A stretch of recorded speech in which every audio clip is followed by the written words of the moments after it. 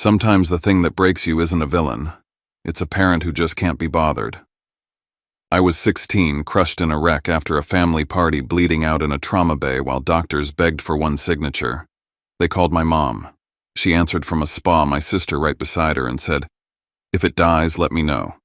I don't have time for paperwork. This isn't a story for us to judge or cheer. Just come in with a little quiet and a little heart.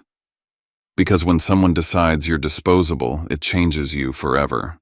And then I woke up. And the chart at the end of my bed didn't list her anymore. It said new legal guardian. And the name underneath. That's where everything really begins. But before I tell you who stepped in when my own mother walked away, I need to know you're here with me. Comment hi or tell me where you're watching from. Sometimes just knowing someone is listening keeps you from falling apart all over again. And if you've ever been the one nobody chose, hit subscribe and stay with me, because this isn't just a crash story, it's a story about who saved me when I was already being erased. My name is Jet Marlowe, and now, let me tell you everything. People think kids who grow up in Montecito don't bleed the same way. Big houses, private schools, a car at 16. But no one ever asks what it's like to eat dinner with people who talk about you like you're not there. I was 16 when I realized I wasn't really in the family photo anymore, not metaphorically, literally. My name is Jet Marlowe, and this is where it started.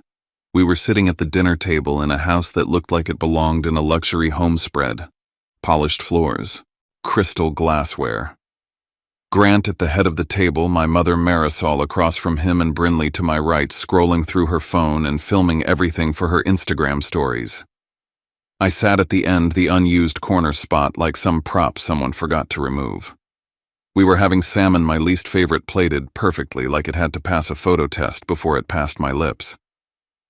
Marisol talked about her upcoming spa weekend in Ojai and a charity auction she was organizing for coastal cleanup. Grant interjected about his newest architectural bid, some eco-luxe mansion in Big Sur. Brinley giggled, twisting her hair and laughing about how one of her posts hit 12K likes in an hour. No one asked me anything. I wasn't part of the conversation. I was a placeholder in a family tableau. Then it hit harder. Marisol picked up a call on speaker. It was another parent from Brinley's school. "Oh yes," she said with that fake warm tone she always used for people she needed something from. "Grant and I are doing great. Brinley's thriving. And the older one's still here for now." She didn't say my name. Not even once. The older one. Like I was some phase she hadn't grown out of yet. After dinner, I retreated to my room, which wasn't upstairs like Brinley's with the ocean view, but in the wing near the laundry room next to the utility closet. When we moved in, they told me it was temporary. It had been over a year. I went looking for an old charger, ended up pulling open a storage cabinet, and found a shoebox of family photos. Except I wasn't in them. Photo after photo. Marisol in heels on a vineyard tour. Grant smiling beside her. Brinley in dresses with balloons and cakes and matching mommy-daughter spa robes. There was one of me cropped awkwardly at the edge of a Thanksgiving picture, only half my face visible. Another one labeled family vacation. Maui didn't have me at all. There was also a manila envelope marked confidential, health insurance. It had my name on it. I didn't open it. I don't know why. Maybe because some part of me already knew I wouldn't like what I'd find. At school, people assumed I was fine. Montecito kids don't get sympathy. If you live behind a gate, they think your life's figured out. But the truth was, the gate just kept the pane looking polished. Brinley would walk past me in the hall like we weren't related. Her friends whispered about the Ojai trip, the spa reset she and Marisol had planned. She told them, "It's just a girls' weekend. Mom says it's important to disconnect. No calls, no drama." I was never part of the plan. The only place I could breathe was Ventura. Every few weekends, I'd take the drive down to see my grandfather, Warren Alvarez, retired sheriff, part-time fisherman, the only man who ever looked me in the eye and asked if I was okay and meant it.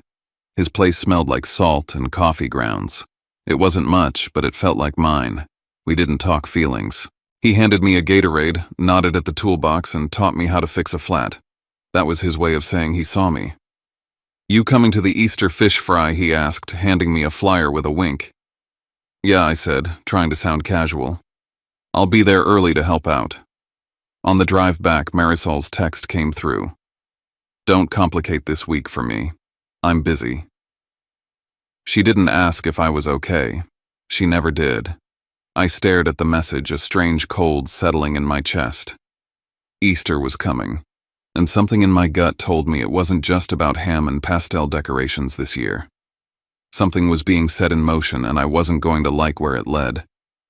The week before Easter, the air in the house shifted. It wasn't dramatic. It was quiet. Controlled. Like everyone knew something I didn't, and they were rehearsing lines for a show I hadn't been invited to. I came home one afternoon and walked in through the side entrance. Marisol and Grant were in the kitchen. They didn't hear me at first. Grant was pouring something into a glass. Marisol stood by the window, her phone face down on the counter. "I talked to Dr. Fenley," Grant said. "He recommends boarding. Structured programs are more effective for behavioral stabilization." Marisol sighed. "I just want it handled before Easter. Cleanly. No scenes. There's still paperwork. We'll get it done. I've already spoken to Ridgeview." I froze. My backpack hung loosely off one shoulder, my heart stuttering like a skipped beat. Boarding, behavioral, paperwork, before Easter. They were planning to send me away, and soon. That night I waited until everyone was upstairs. I slipped into Grant's office under the pretense of grabbing my charger, but went straight to the cabinet where he kept important files. It was cracked open, sloppy. There was a folder marked Household Assets plus Insurance. I flipped through it fast, too fast, my fingers shaking. Marisol, Grant, Brinley. Their names were on every primary beneficiary line. My name wasn't missing, but it wasn't with theirs. It was tucked in the back marked Prior Dependent with a notation Transition Plan Pending. I snapped a picture of the page with my phone and closed the folder before my stomach could turn more than it already had. The next morning, Marisol drove me to school. Just me and her in the car. The silence was loud. "Easter's important this year," she said suddenly. "A lot of people will be there. I need things to go smoothly." I said nothing.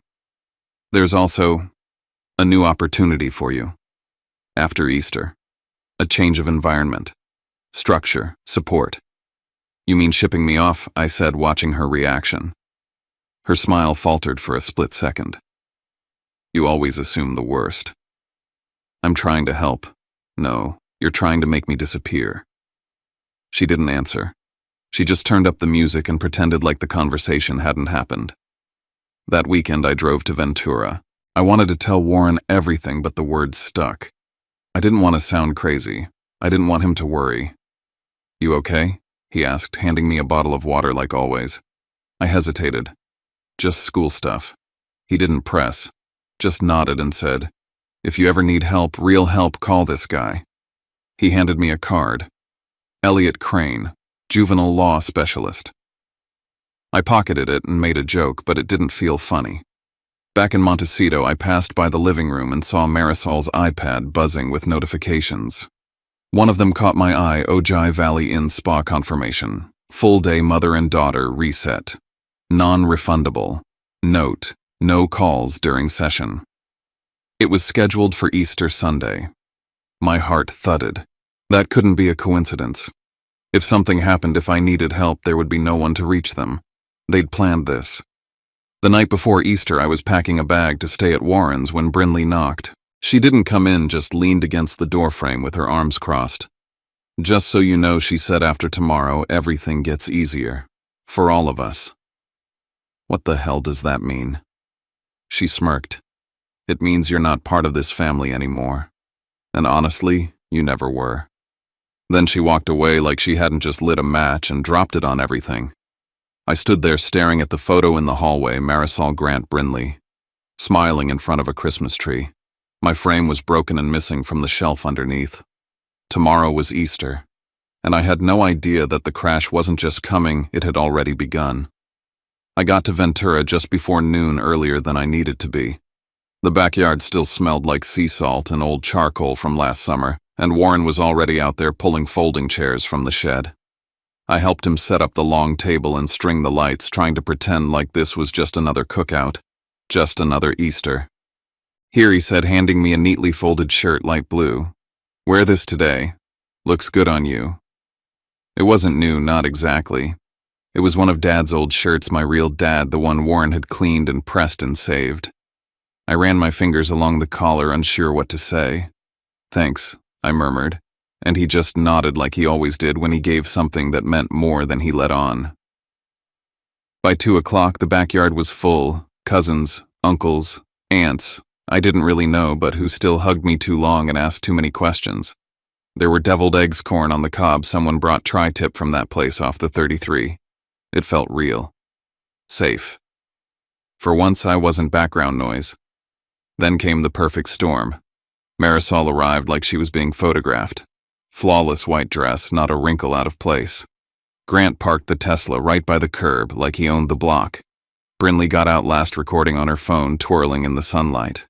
They didn't bring a dish, didn't bring drinks. They brought presents. That was enough for them. Marisol air-kissed an aunt she hadn't seen since Christmas and made a loud compliment about the centerpieces. Grant started talking business with one of my cousins like he'd rehearsed the pitch. Brinley just kept filming. I walked over to say hi, and Marisol turned to a family friend. "This is Jet," she said. "Not my son. Just the name." Then she smiled and turned away before I could even respond. I backed off, grabbed a bottle of water, and headed toward the side of the house. I needed a minute. That's when I heard her. Marisol's voice was soft but unmistakable.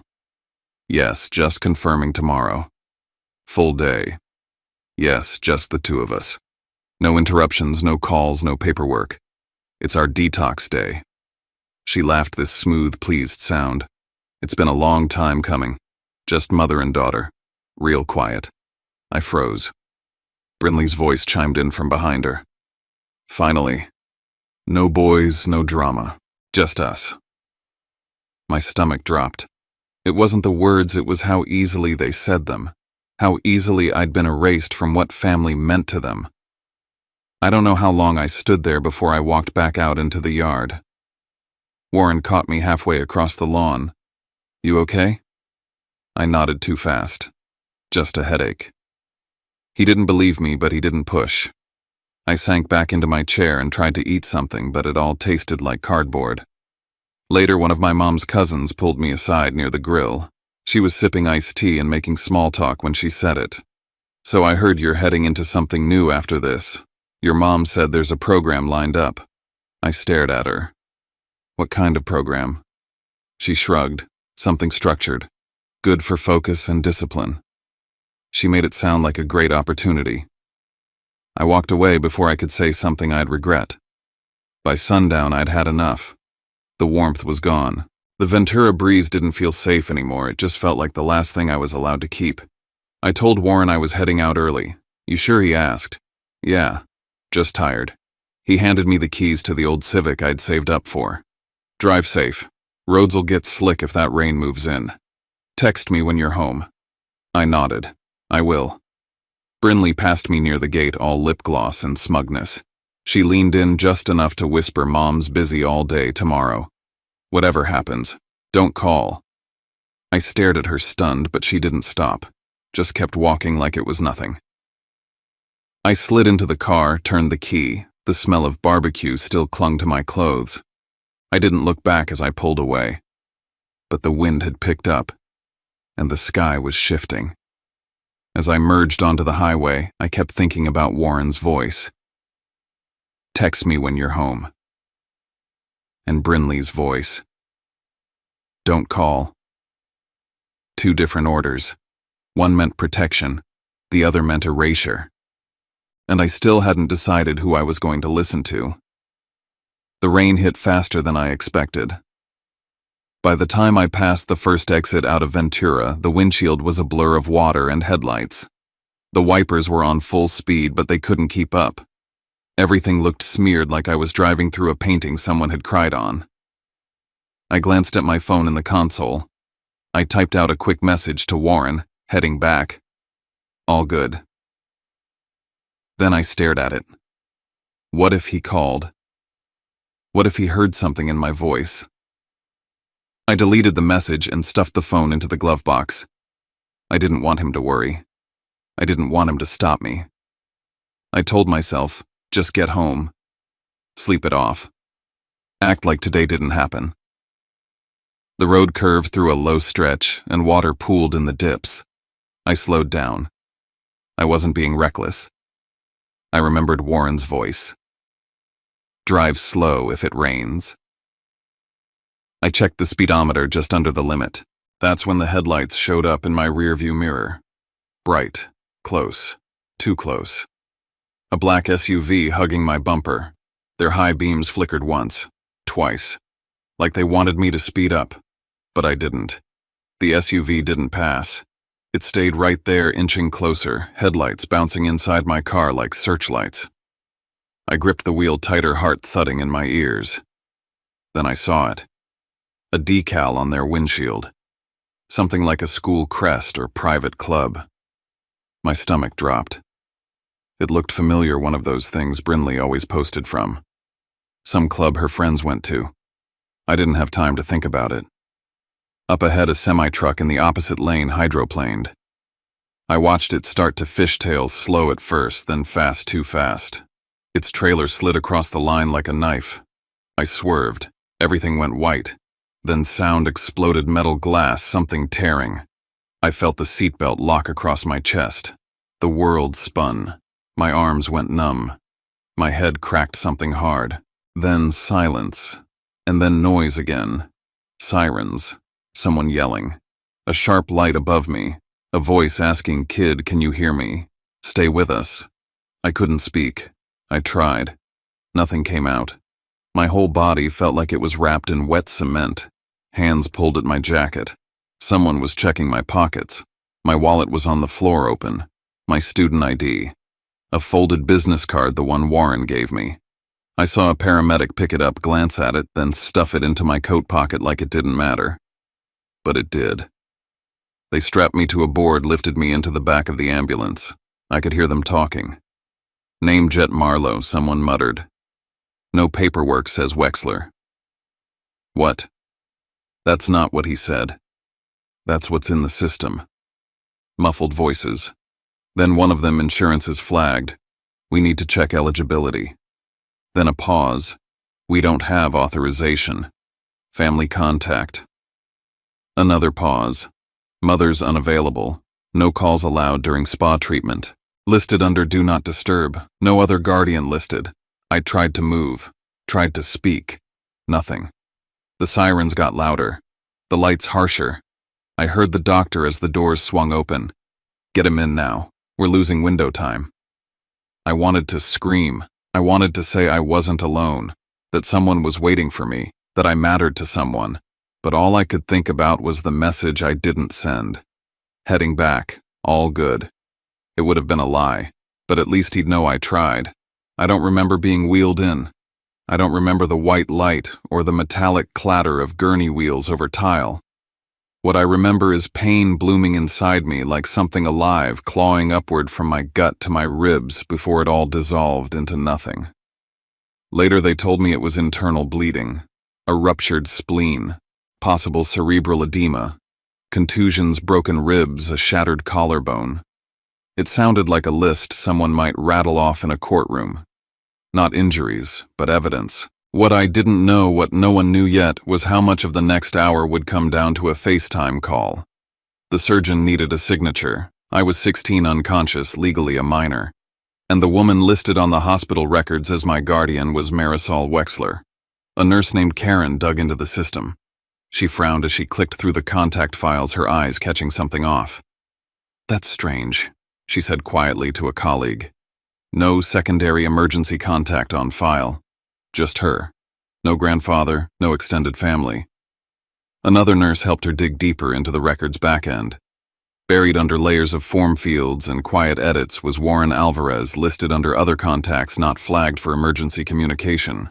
The implication was clear: someone had gone in and reordered the priorities.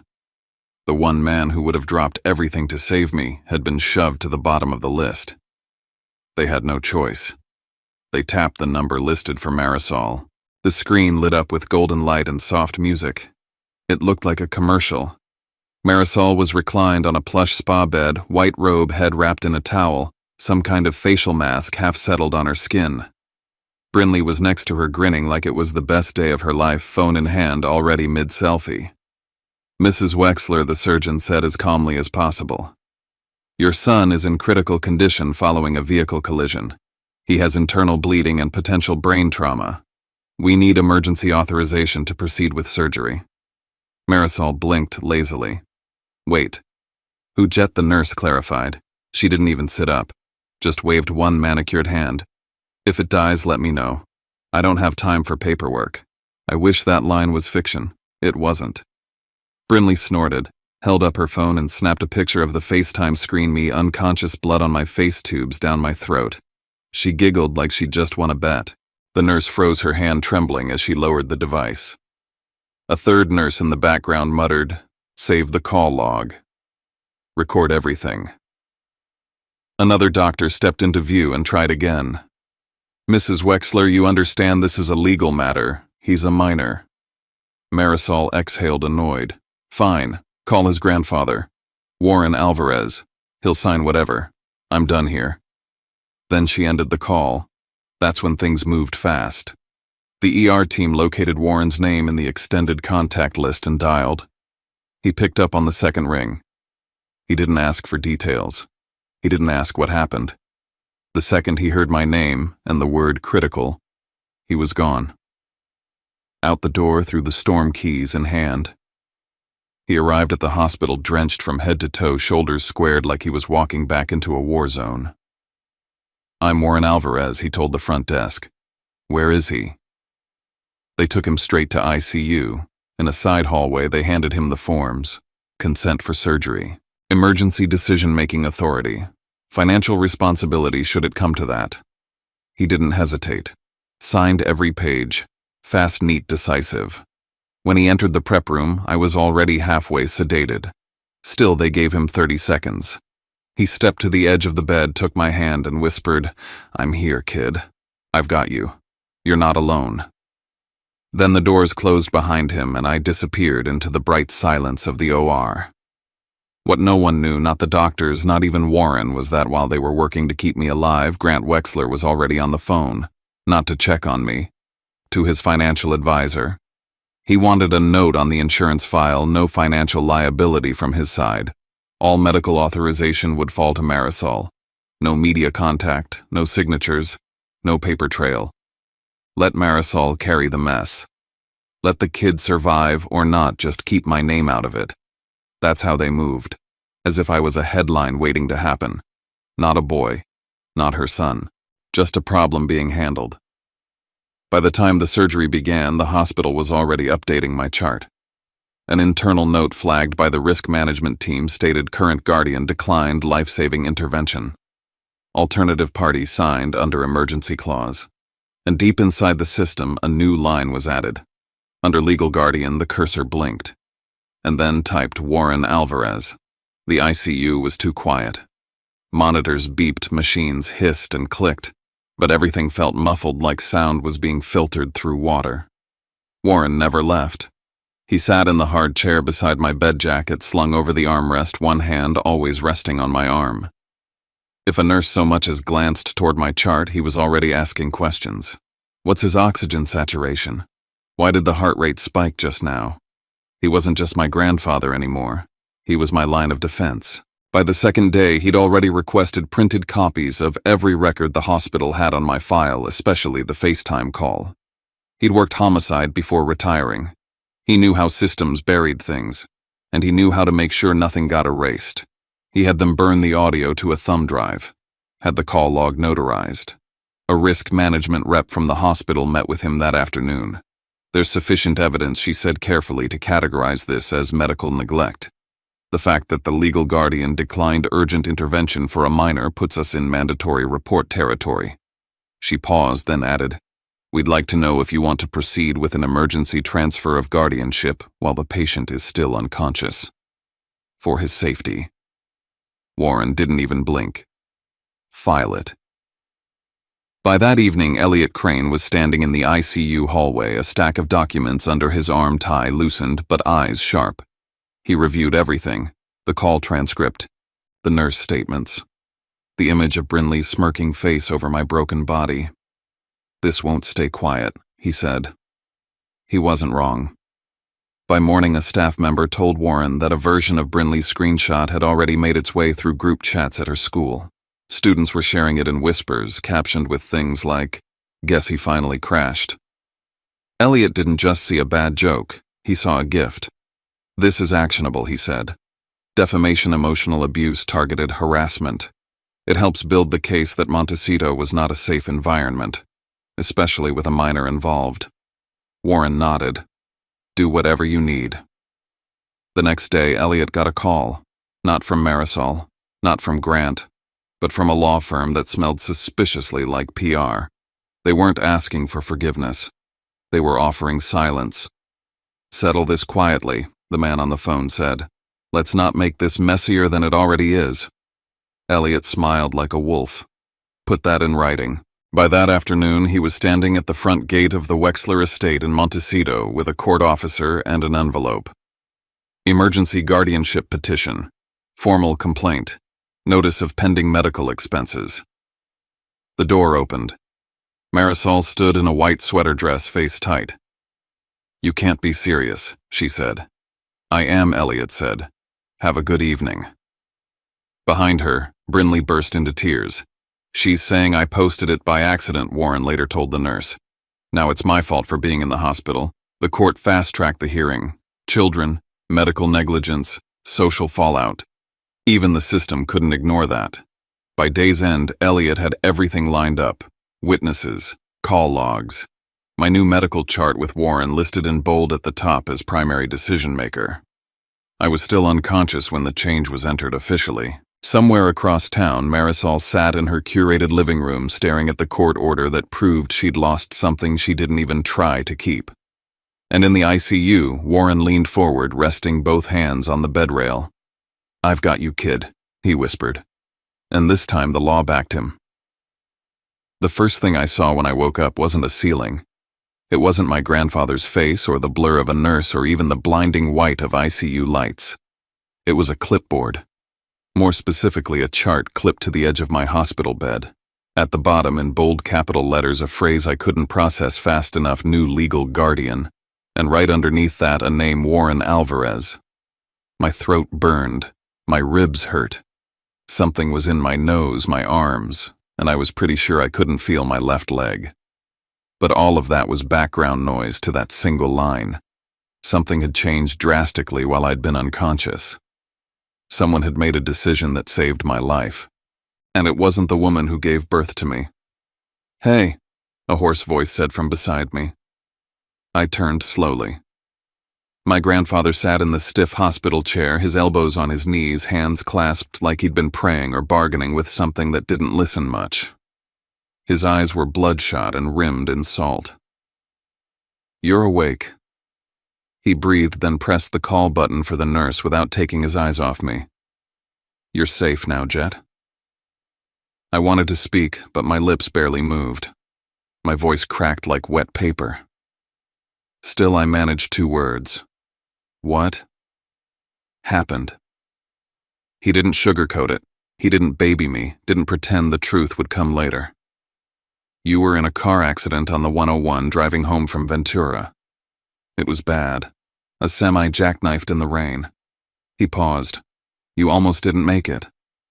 I closed my eyes and the memories flickered, metal screaming glass, raining a woman's voice on the phone saying, "Don't call me tomorrow. We'll be at the spa all day."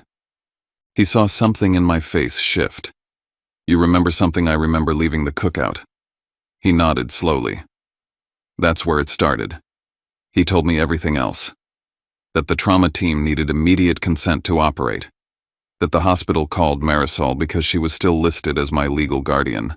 That she was in Ojai with Brinley mid-facial, and when asked for permission to save my life, she said, "If it dies, let me know. I don't have time for paperwork." Then Brinley laughed, took a screenshot of me on a stretcher, bleeding. I didn't speak. I couldn't. My heart wasn't breaking, it was going numb. Like someone had turned off the pain just long enough for me to float above it, watching. Hospital staff recorded the call, Warren added. They flagged it for risk management. That was enough for Elliot, our lawyer, to petition for emergency guardianship transfer. The court agreed. I signed the papers. I turned my head toward the chart again. So it's real. It's real, he said. You're not going back there. I felt that line settle in my chest like the first breath of clean air after smoke. I wasn't going back to Montecito. Not to her. Later that afternoon, a nurse came in to update my file. She confirmed my name, date of birth, and said something about how I'd originally been logged under the Wexler name, Grant's last name, because of an insurance record mismatch. That name again. Wexler. A name I never chose. I remembered that locked drawer in Grant's office, the insurance forms. The one with my name blacked out, replaced with something cleaner, more convenient. They'd been planning something. I knew that now. It wasn't paranoia. It was strategy. Elliot visited that evening. He asked one question. Jet, do you want to return to your mother's home? I didn't scream. I didn't cry. I just shook my head and said, that's not my home. He nodded. That's all I need. The next morning, the hospital buzzed. Not with alarms, but with energy PR reps pacing the hallway, a man in a crisp blazer asking for a quiet conversation on behalf of the Wexlers.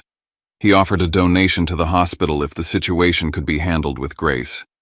Elliot told him to get lost, in more elegant legal terms. I watched it all from my room, knowing I was the storm they were trying to contain. Then came the emergency hearing. Elliot wheeled me into the courtroom. Warren walked beside me. I hadn't left ICU for more than 5 minutes in 2 weeks, and now I was sitting in front of a judge in Santa Barbara with an IV still taped to my hand. Marisol showed up looking exactly how I remembered, expensive, immaculate, performative. She didn't look at me once. Brinley clung to her like a guilty shadow, makeup perfect, lips tight. The judge asked for the facts. The court clerk played the recording. Marisol's voice filled the courtroom, breezy and cold. If it dies, let me know. I don't have time for paperwork. Then Brinley's laugh. The room went still. Nurse Huang testified. So did Dr. Kaplan. Elliot presented the call log, the missed surgery window, the screenshots. Every digital breadcrumb, every omission from the hospital contact file. They'd tried to erase my grandfather from the records. Erase any backup plan that didn't involve them. They removed protective contacts. Shifted insurance coverage. Changed his last name in some systems. It was structured neglect, Elliot said. By design. The judge took it all in. Then issued the ruling. Temporary guardianship officially transferred to Warren Alvarez. All rights of parental medical decision-making revoked from Marisol Wexler. I left that courtroom with more pain than I walked in with, but for the first time in my life, it wasn't pain someone else had the right to ignore. And outside, as the cameras started rolling, I heard Elliot whisper to Warren. They'll either try to play victims or drag this out in court, but this isn't over. I looked at him. It wasn't fear in his voice. It was readiness. Recovery wasn't a montage. It wasn't sunshine through windows or inspirational music. It was me. In a back bedroom at Warren's house in Ventura, learning how to stand on one leg while a nurse held my elbow. It was the sound of my own breath as I tried to put weight on a foot that still didn't feel like mine. It was dropping a spoon twice during breakfast because my fingers shook too hard to grip anything. But it was also progress. Warren cleared out his old office to make space for my recovery gear. He didn't hover. He didn't pity me. He just brought me water and listened when I cursed at the pain. I started therapy with Dr. Mira Shah. She didn't ask about the crash, not at first. She asked me what it felt like to sit in silence in a house where people only looked at you when they needed something. I told her it felt like being erased. We worked from there. Then the text started. Marisol sent one first. I know you're hurting. So am I. I wish you could see the full picture. Then I've lost everything, Jet. Don't take away what little I have left. I didn't respond. I showed Elliot instead. He told me to keep every message. They aren't apologies. They're optics. A week later, news broke that Grant had filed for divorce, irreconcilable differences, public reputation, financial preservation. He cut ties fast and clean, and Marisol was suddenly alone. Brinley's school issued a statement about disciplinary review. Her scholarship applications disappeared overnight. Montecito wasn't a fortress, it was a house of cards. The final custody hearing came 6 weeks later. I walked into that courtroom on crutches, not because I wanted pity, but because I refused to be wheeled anywhere again. I testified last. I told the judge the truth. That night I said when the doctor said I needed surgery and my mom declined something in me died before my body ever could. I wasn't her son. I was a file, a liability, something to manage. I looked at Marisol then. She was crying, or trying to. I'm not asking for money. I'm not even asking for an apology. I'm asking to be free, to stay where I'm safe. I looked at Warren. That's with him. The judge ruled quickly. Parental rights permanently terminated for Marisol Wexler. Full legal guardianship transferred to Warren Alvarez. The court authorized adoption proceedings. The rest happened fast. A lien on the Montecito property. Hospital bills filed through civil court. Marisol's employer dropped her. Brinley transferred schools. Grant remarried someone younger and even more vanilla. I signed my adoption papers at age 17. I didn't change my name, but I changed everything else. I finished high school, enrolled in a state college near Ventura, studied social work. Today I work with kids like me. Not all of them survive. Not all of them make it out with someone like Warren in their corner. But when they look up at me and ask, "How did you get out?" I tell them the truth. Someone stayed. That's all it takes sometimes. One person who refuses to leave when it's inconvenient. One signature on a hospital form that says you're worth it. The last thing I read in that hospital was new legal guardian. Now I know what that really meant. It meant family isn't who raised you, it's who refuses to let you die. When I look back on all of it now, what stays with me isn't the courtroom or the headlines or even the anger I thought would live in my bones forever. It's the quiet moments. A hand held in a hospital chair, a name written on a chart, a person who simply refused to leave. We like to believe family is automatic, like blood does the loving for us. But sometimes love is a choice made in the middle of a storm when nobody's watching, when it costs something real.